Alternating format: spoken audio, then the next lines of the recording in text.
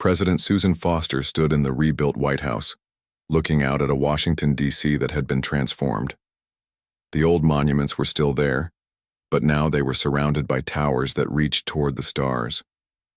Buildings made from materials found on 100 different worlds.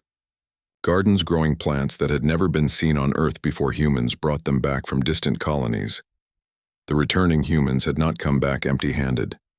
They had brought with them 3 centuries of knowledge, technology, and experience from across the galaxy. Earth was no longer just humanity's homeworld. It was becoming something new, something that had never existed before. The intercom buzzed. "Madam President, the Council diplomatic ship is requesting permission to enter Earth orbit." Susan had been expecting this call for months. The reports from across the galaxy made it clear that the Council was desperate. Their perfect logical civilization was collapsing because they had forgotten that most problems could not be solved with pure logic alone. "Grant them permission," Susan said, "but make sure they understand that this is not Council space anymore. They are guests here." The Council ship was called the Harmony of Thought, which Susan found ironically appropriate. It carried representatives from every major species in the galaxy, led by Ambassador Krethak of the Mantid Hives. Krethak had been chosen to lead the mission because his people had suffered the most obvious losses when humans left. The meeting took place in the rebuilt United Nations building in New York. Susan entered the hall to find 50 alien representatives waiting for her. Some she recognized from her own days as Earth's ambassador to the Council. Others were new faces, probably chosen because they had not voted to expel humanity. Krethak stood up on his 6 legs and bowed his insect-like head. "President Foster, we come to you in humility. The Galactic Council formally requests the return of humanity to our organization." "You mean you want our help?" Susan replied. She did not sit down. She wanted them to understand that this was not a negotiation between equals. "Yes," Krethak admitted. "The galaxy is dying without human guidance. We have been too proud to admit it, but we can no longer deny the truth. We need you." Behind Susan stood the leaders of humanity's new government.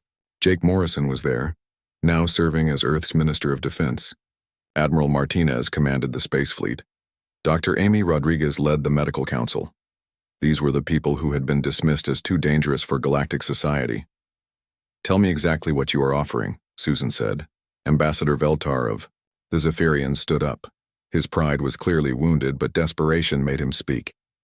"Full membership restoration, leadership positions in all major council departments, unlimited funding for human projects, whatever you want."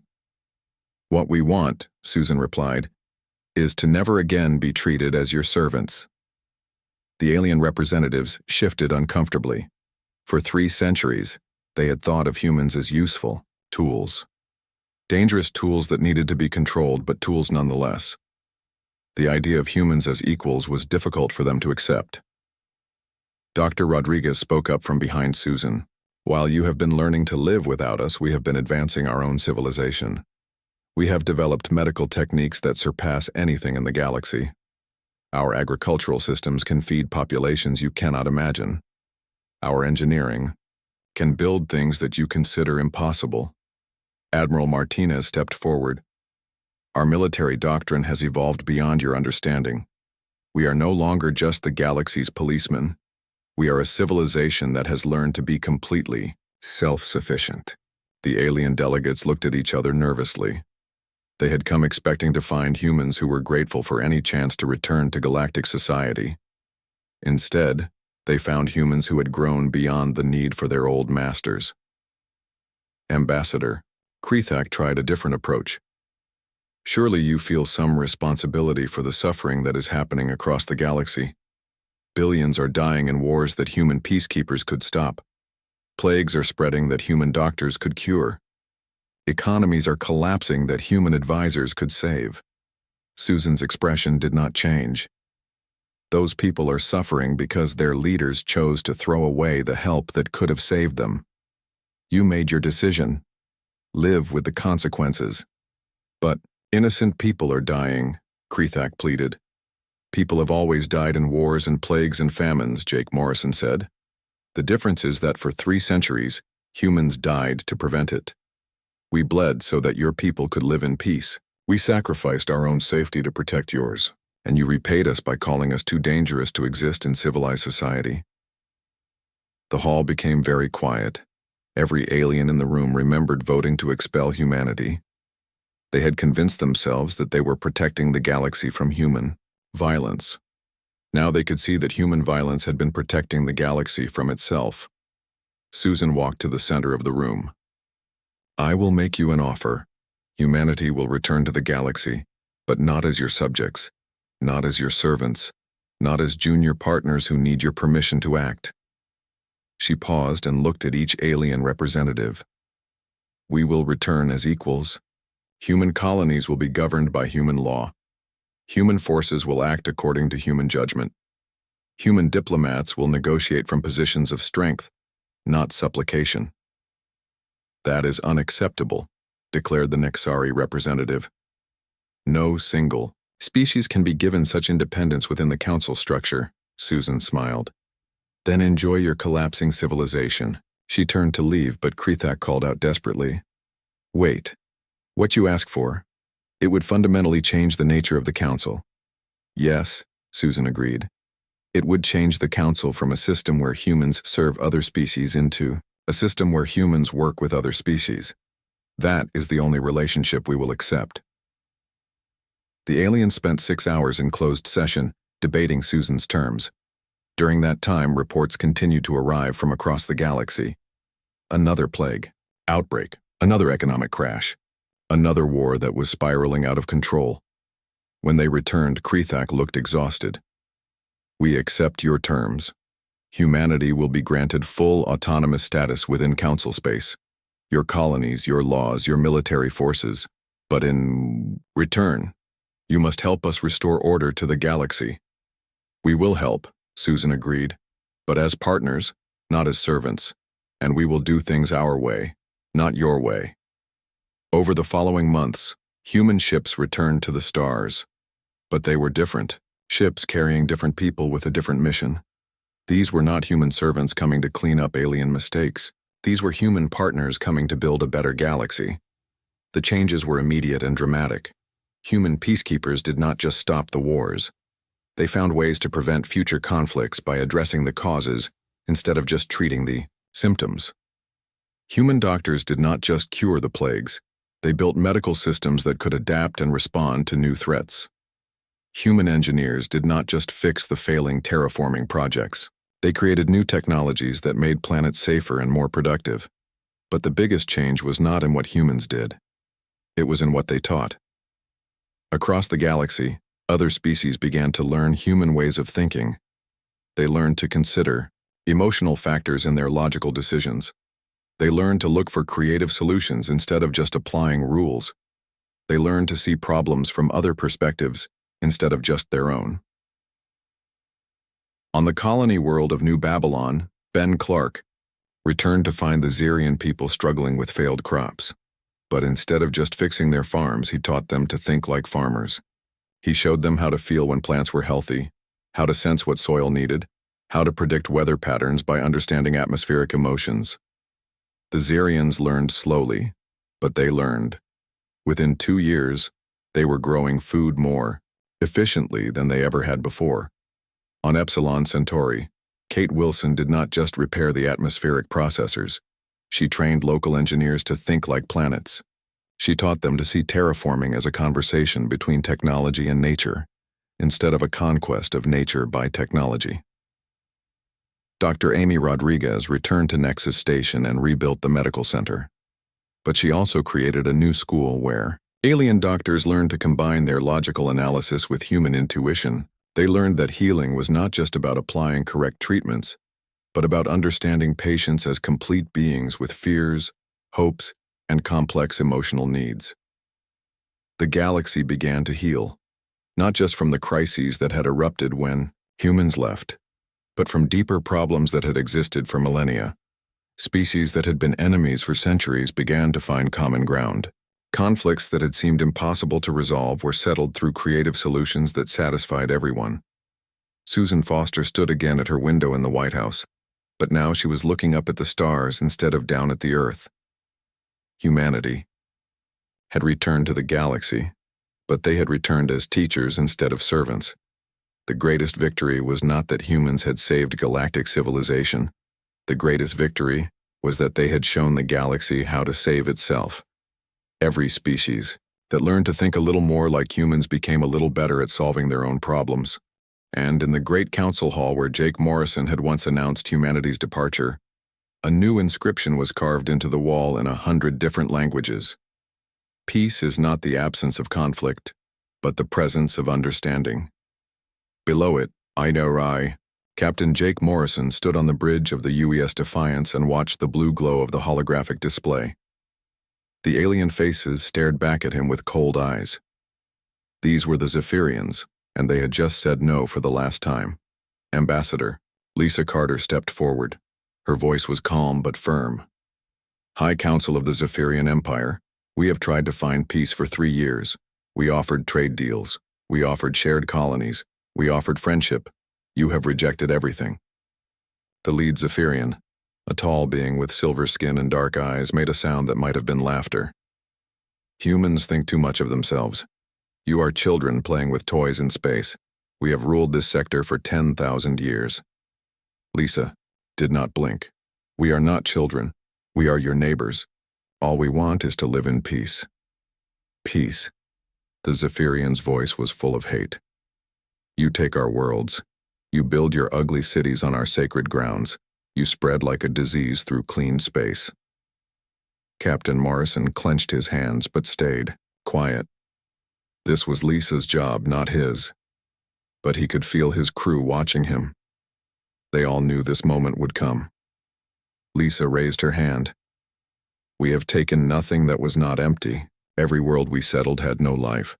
Every system we claimed had no owners. We asked first. We waited for answers. We followed every law. Our laws, not yours, another Zephyrian said. This one had scars across his face. We decide who can live in our space. We decide who dies. The words hung in the air like poison. Morrison felt something cold settle in his chest. These aliens did not just want humans gone. They wanted them dead. Lisa took a deep breath. Then let me be very clear. We are giving you one final warning. Stop threatening our people. Stop attacking our ships. Let us live in peace or face the results. The lead Zephyrian stood up. His chair made a hissing sound as it moved. You dare threaten us. Your little ships cannot fight our great fleets. Your weak weapons cannot break our strong shields. We will give you one cycle of our sun to leave our space. After that, we will clean every human from every world. We have tried to be good neighbors, Lisa said. We have been patient, we have been kind, but we are not weak. This is your last chance to choose peace. The scarred Zephyrian laughed. What will you do? Cry at us? Send us angry messages? We have seen your military. 1,200 small ships against our 10,000. You have no hope. Lisa looked directly at the lead Zephyrian. We gave you our warning. What happens next is your choice. The alien made a cutting motion with his hand. Choose death then. One cycle. After that, every human dies. The hologram went dark. The bridge fell silent except for the quiet hum of the ship's engines. Morrison looked around at his crew. They were good people, smart people. They had all hoped this day would never come. Lisa turned to face him. Her face was pale but determined. They made their choice, Captain. Morrison nodded. He walked to his command chair and pressed a red button. The ship's communication system came alive. Computer, open secure channel to Earth Command. Priority, Alpha. The screen lit up again. This time it showed the face of Admiral Frank Harrison. The old man looked tired. He had been fighting this war with words for 3 years, just like all of them. Admiral, Morrison said. Diplomatic solutions exhausted. The Zephyrians have refused all offers of peace. They have threatened to eliminate all human life in this sector within one solar cycle. requesting permission to initiate Protocol 7. Admiral. Harrison closed his eyes for a long moment. When he opened them, they were hard as steel. Confirmed, Captain. Protocol 7 is authorized. God help us all. The transmission ended. Morrison looked at his crew again. They were watching him with trust in their eyes. They believed in him. They believed in humanity. That belief would have to be enough, Lisa, he said quietly. Please send a message to all human colonies. Tell them to begin evacuation procedures. Make it look real. Lisa raised an eyebrow. Make it look real? Morrison almost smiled. The Zephyrians are watching. They need to think we are running scared. Let them believe we are weak. Let them think their threats worked. His tactical officer, Commander Rick Palmer, stepped forward. Captain, are we really going to do this? Protocol 7 has never been tested in real combat. Morrison turned to look out at the stars. Somewhere out there, human families were living their lives. Children were playing. People were falling in love. Scientists were making discoveries. Artists were creating beauty. All of it was under threat now. Rick, Morrison said, 3 years ago we made a promise. We said we would try everything to find peace. We kept that promise. We tried trade, we tried diplomacy, we tried friendship. We tried everything. He turned back to face his crew. We also made another promise. We said there would be consequences if they chose war instead of peace. Now we have to keep that promise too. Lisa was already working at her station. Message. Sent to all colonies, Captain. Evacuation orders are going out now. Morrison sat down in his command chair. Outside the windows, stars burned in the endless dark. Those stars had watched the rise and fall of 1,000 species. They had seen war and peace, love and hate, hope and despair. Soon they would see something new. They would see what happened when humanity gave its final warning. Set course for Earth, Morrison ordered. Maximum speed. We have work to do. The UES Defiance turned toward home, carrying its crew toward a future that would change everything. 3 weeks had passed since the final warning.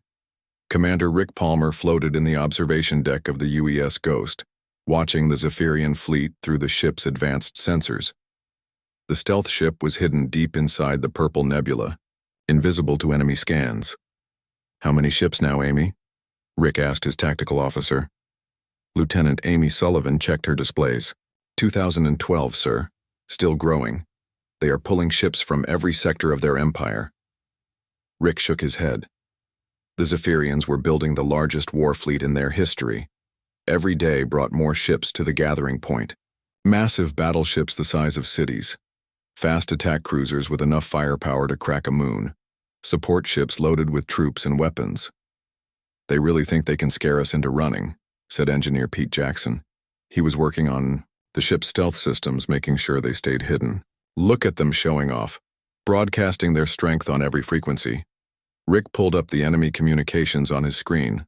The Zephyrian military leader, a warrior named Vextar, was making speeches every day.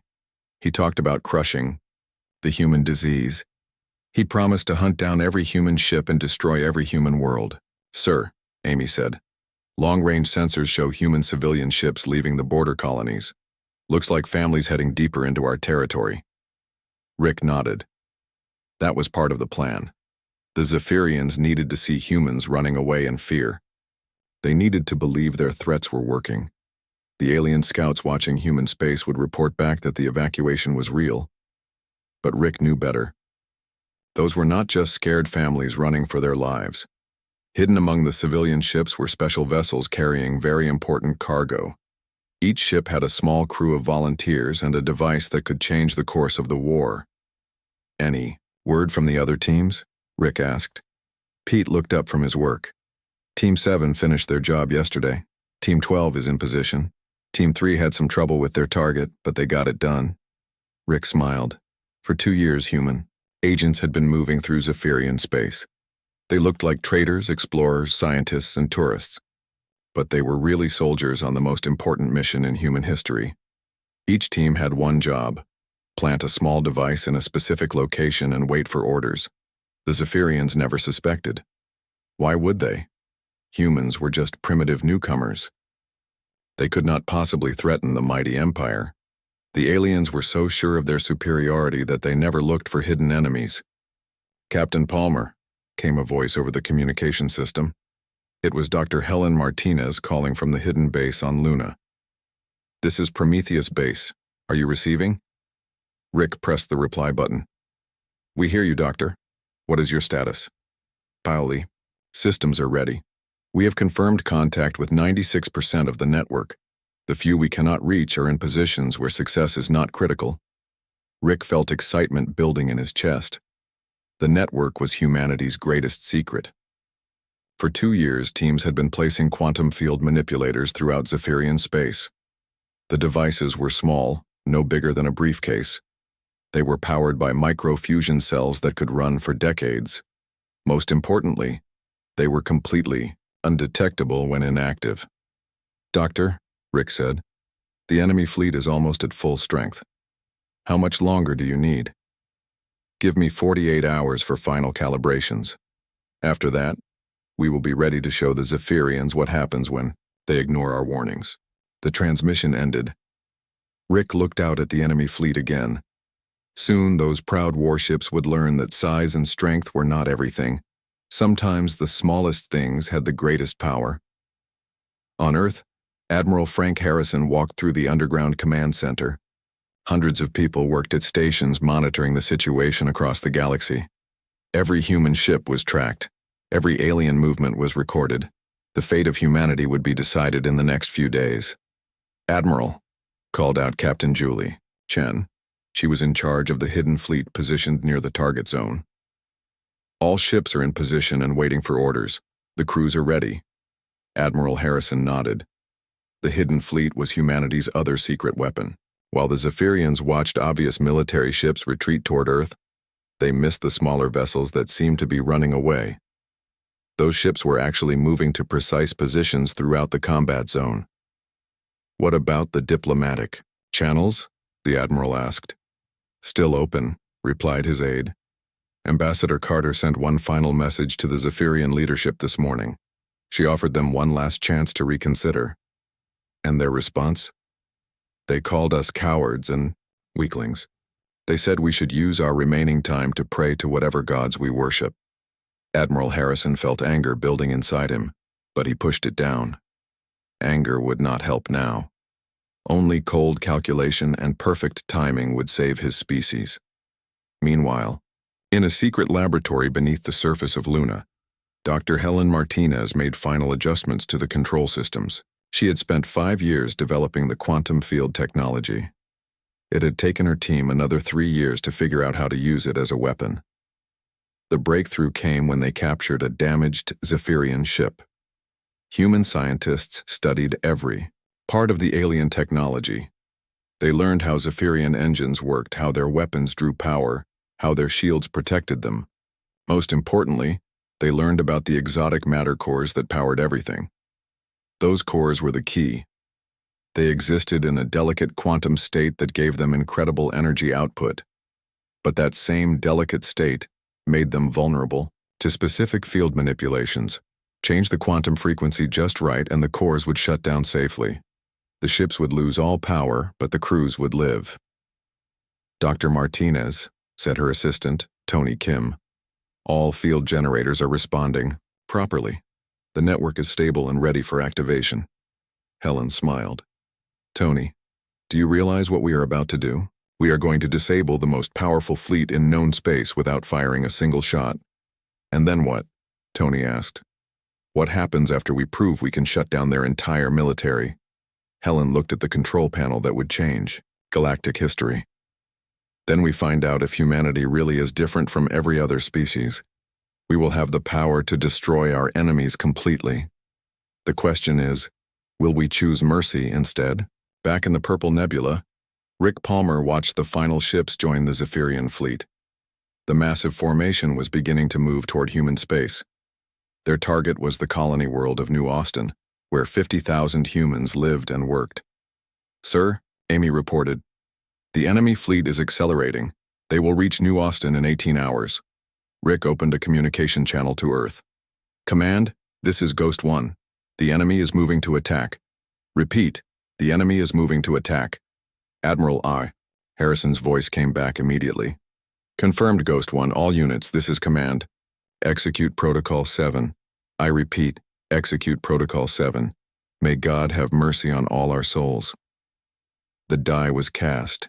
Humanity had given its warning 3 years ago. They had tried every path to peace. Now the Zephyrians would learn what happened when they chose war instead. Lieutenant Commander Steve Brooks stood alone on the bridge of the UES Messenger. His small corvette was the only human ship visible in the new Austin system. Behind him, the colony world spun quietly in space, its cities dark and seemingly empty. But Steve knew the truth. The colonists were not gone. They were hiding in underground shelters, waiting to see if humanity's greatest gamble would work. 50,000 people had put their trust in a plan that had never been tested in real combat. "Sir," said his communication officer, Ensign Maria Lopez. "Long-range sensors show the Zephyrian fleet dropping out of hyperspace at the system edge." Steve nodded. "How many ships, Maria?" 2012 confirmed. "They are forming attack formation and moving toward us." Steve looked out at the stars. Somewhere out there, the most powerful war fleet in galactic history was coming to destroy everything he cared about. His ship had 24 crew members and enough weapons to fight maybe 3 enemy vessels. The odds were impossible. "Open all communication channels," Steve ordered. "All frequencies, maximum power." "Channels open, sir." Steve took a deep breath. This moment would decide the fate of 2 species. "Attention, Zephyrian fleet. This is Lieutenant Commander Steve Brooks of the United Earthship Messenger. You are entering human territory without permission. This is your final chance to withdraw. We gave our warning. What happens next is your choice."